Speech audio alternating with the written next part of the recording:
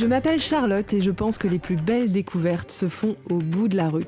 Ce que j'aime, c'est découvrir notre beau pays avec des personnes exceptionnelles et souvent insolites. Alors, je vous emmène avec moi. Bienvenue à Albi, dans le Tarn. Nous avons déjà découvert ensemble Albi la Rouge, surnommée ainsi à cause de la couleur brique qui domine ici. Mais Albi, c'est aussi des artisans et des artistes inspirés par les couleurs et les secrets de la ville. Je vous propose donc d'aller à leur rencontre. Je vous le disais, la brique est omniprésente à Albi. Elle est aussi dans l'ADN de l'entreprise que j'ai envie de vous présenter. J'ai rendez-vous aux Poteries d'Albi. Depuis 1891, cette entreprise familiale fait rayonner le nom d'Albi dans toute la France et dans le monde grâce à ses poteries artisanales. Et pour découvrir cette histoire, j'ai rendez-vous avec Elisabeth, la 5e génération de la famille.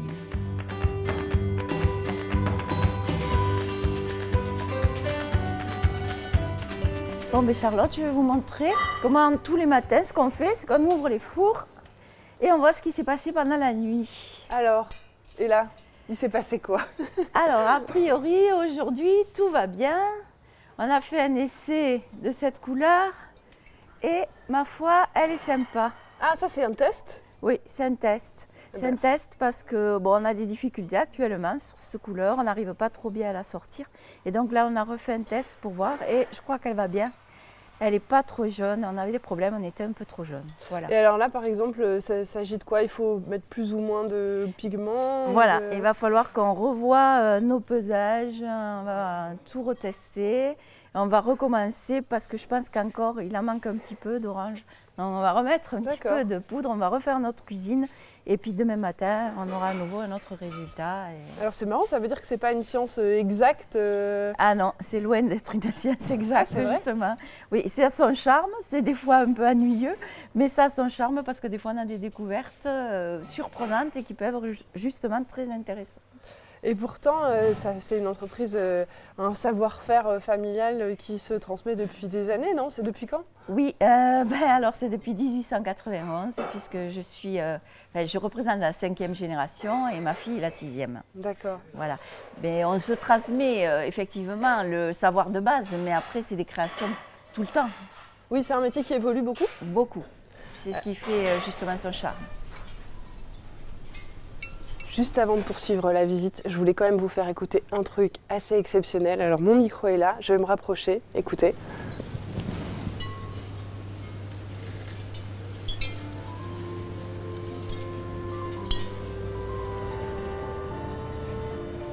Il y a cette tradition ici, il y avait énormément de potiers et de briquetiers. Au siècle dernier, il y en avait au moins une trentaine rien que sur les 2 avenues. Ah oui? Oui. Et aujourd'hui? Et aujourd'hui, nous sommes les seuls, malheureusement. Ah ouais, voilà. Les derniers? Oui. Et du coup, comment on fait justement pour préserver cette tradition s'il y a de moins en moins de gens qui le font? Alors, heureusement, nous avons une école à nouveau sur Sorèze depuis 2 ans qui forme des apprentis. Et ça, c'est super. Donc, on a 2 apprentis chez nous cette année. C'est eux qu'on voit derrière? Voilà, on voit Maëlle et Mathéo. Alors, qu'est-ce qui se passe ici d'ailleurs? Alors ici, voilà, il y a Cédric qui est avec nous depuis 22 ans et qui tourne vraiment, qui est un tourneur confirmé. D'accord. Voilà. Donc ça, c'est la première étape. Dans la majorité des cas, on va laisser sécher au moins 1 semaine. Après, on va cuire et ensuite, on ressortira pour émailler. Et l'émaillage, ça se passe juste à côté avec Alex. Et donc là-dedans, il y a quoi? Ça, c'est l'émail? Voilà, ça c'est de l'émail. On le trempe.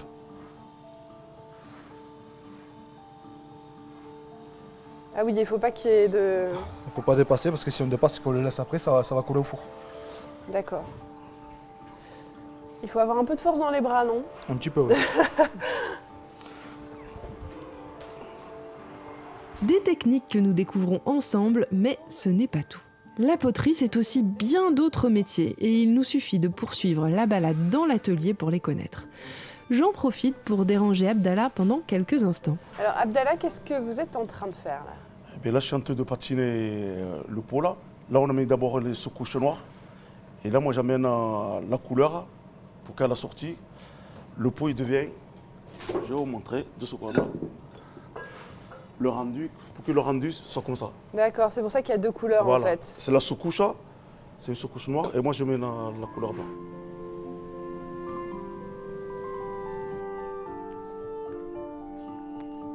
C'est fou le nombre de couleurs différentes qu'on peut faire, d'atmosphères différentes avec finalement un même matériau.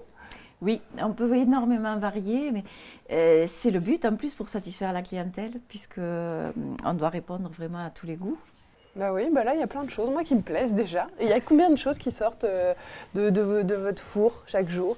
Alors chaque jour, on a 3 fours qui sortent, ça doit faire à peu près en moyenne 800 à 1000 pièces, Ah oui, quand même. de la toute petite à la très grosse. Bon, après ça varie, hein. Si on met que des grosses, il y en a beaucoup moins. Alors il paraît que le chef ici, c'est votre fille. Ah oui, c'est vrai. Le chef, c'est ma fille. Bon, moi, je suis restée ici pendant 40 ans et maintenant, elle prend le relais. Enfin, bon, ça fait quand même 15 ans qu'on travaille ensemble, au moins.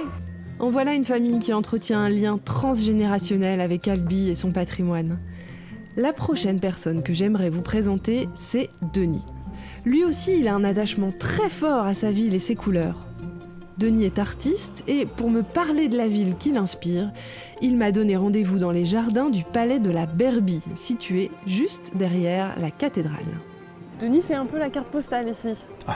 Oui, c'est une carte postale vivante. Là, c'est vrai qu'on a une vue exceptionnelle sur la rive droite d'Albi, hein, qui rappelle un petit peu l'Italie. C'est je vrai. trouve, hein, Alors par les c'est couleurs sans doute. le Tarn, Le Tarn. c'est ça? Et alors ce pont, il a l'air très ancien. Oui, c'est le pont qui est un des plus anciens de la région. Il date du 10-11e siècle, donc c'est un pont qui était en pierre à l'origine et qui a été ensuite, sous l'époque gothique, réaménagé. Mais il fait la liaison entre la rive gauche et la rive droite, donc il est très important au niveau local. Et il y a un autre pont derrière, beaucoup plus moderne, où il y a plus de voitures, mais celui-ci va relier les 2 parties anciennes qui sont au patrimoine mondial l'UNESCO, la rive gauche où nous sommes et la rive droite. Juste cette petite bande ici qui est classée aussi. Donc première construction en pierre, et puis ensuite la brique. Et ensuite la brique. Et oui, on est à Albi. Et on est à Albi. D'ailleurs, il y a une église qui s'appelle Saint-Salvi et elle est en pierre. Et les parties qui ont été construites plus tard, donc à l'époque gothique, sont en brique. Ce qui est la caractéristique d'Albi, je crois, c'est la brique. Tout le monde peut s'en rendre compte. Alors c'est ce qui lui donne une couleur particulière aussi. Oui. Et quand on est peintre, est-ce que ça a une importance de vivre dans une ville Capital. D'abord, ça donne le moral tous les jours. Moi, je ne me lasse jamais de cette couleur.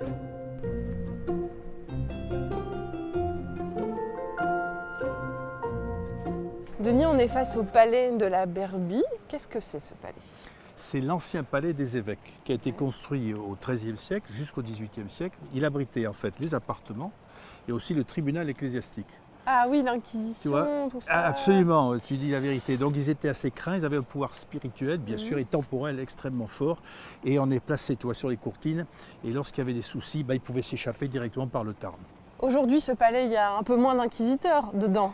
Il y a beaucoup des trucs un peu plus sympas. Disons que c'est la même terminaison, mais ce sont des visiteurs, ce n'est pas des inquisiteurs, tu vois, voilà. Donc c'est vrai que c'est devenu maintenant le musée le plus important du sud de la France. Hein, il est devenu un musée contemporain international. C'est celui qui possède la collection la plus importante de Toulouse-Lautrec. Il y a 1000 œuvres. Alors dedans, il y a des dessins d'enfants, des dessins, il y a des estampes évidemment, des affiches qui sont très connues pour Toulouse-Lautrec, et puis toutes les peintures, beaucoup de peintures de Toulouse-Lautrec. C'est quelqu'un qui est né ici, Toulouse-Lautrec? Alors il est né tout près d'ici, à sa maison natale rue Toulouse-Lautrec, donc il est né ici effectivement, et donc sa maman, quand il est né, il était très beau il paraît, hein, on l'appelait Loupoulite, tu vois, ça veut dire joli bébé, et puis malheureusement, quand il a eu 14 ans, il a contracté une maladie, tu vois, osseuse, qui était certainement due, d'après les médecins, au mariage consanguin successif, puisque les parents étaient cousins germains. Et donc, il s'est cassé vers 14 ans les 2 côles du fémur. Ses jambes n'ont pas grandi, il est devenu tout petit, 1,50 m, et disproportionné, disgracieux, tu vois. Et il a souffert de ça. Et sa grande souffrance, c'est de ne pas avoir pu faire de cheval, puisqu'en fait, aristocrate qu'il était, son père était comte, donc il était destiné à faire du cheval, de la chasse, comme son père en Orléanais, tu vois. Et à 14 ans, il a fait tirer un trait sur le cheval, il était amoureux du cheval, hein. Et il s'est jeté à corps perdu dans le dessin, il le pratiquait déjà avec son père et ses oncles, hein. Mais il s'est jeté à corps perdu dans le dessin pour dessiner une quantité impressionnante de chevaux, tu vois, et de cavaliers. Et je crois que c'est à ce moment-là, tu vois, que l'art, il a vu la fonction de l'art. Et toi, s'il y a une œuvre que tu devais choisir parmi toutes qui te touche plus particulièrement? Il y en a une qui me touche beaucoup, c'est le portrait de sa maman.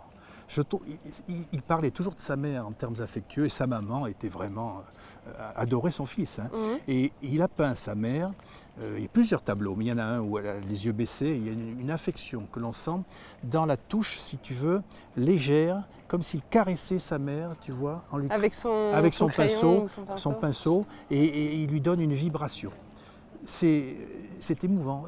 On voit que cet amour, et c'est pas de l'impressionnisme, puisqu'il est post-impressionnisme, mais il y a une tendance un petit peu, il est sous l'influence de l'impressionnisme par ces petites touches de variation de couleurs. Et ces touches, on les retrouve dans presque tous ces tableaux, avec des traits en général, choses comme ça.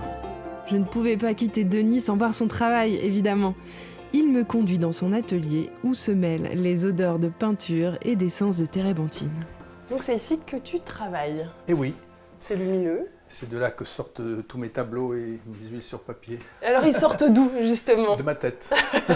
Non, je voyage beaucoup. Tu sais qu'on a la chance d'avoir une ville exceptionnelle. C'est peut-être pour ça que je me permets de voyager. Au même titre que le galop de la Pérouse qui partait. On n'a pas peur de quitter la ville parce qu'on sait qu'on va y revenir. Hein.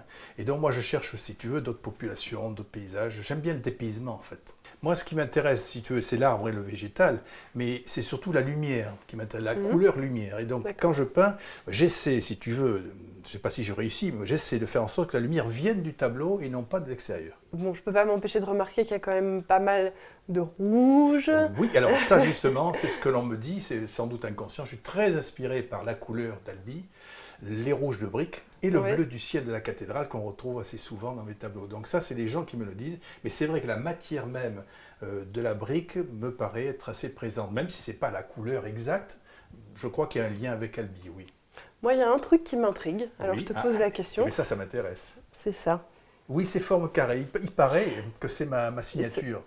Alors moi, je ne peux pas t'expliquer trop ce que c'est, mais je peux simplement te dire que je peins très souvent des encadrements, en tout cas ce sont des fenêtres, et ces carrés correspondent pour moi à des mini-fenêtres, tu vois, des fenêtres ouvertes vers quoi?